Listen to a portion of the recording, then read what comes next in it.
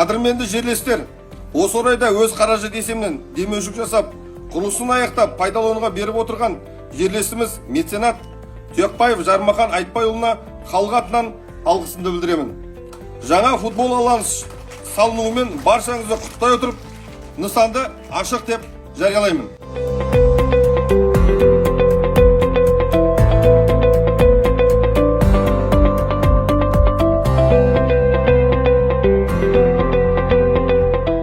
Осы еліміздің жас өсіп келе жатқан балдарымыз бен қыздарымыздың игілігіне жаратып, солардың денсаулығының мықты болуына өз септігін тигізсін деймін.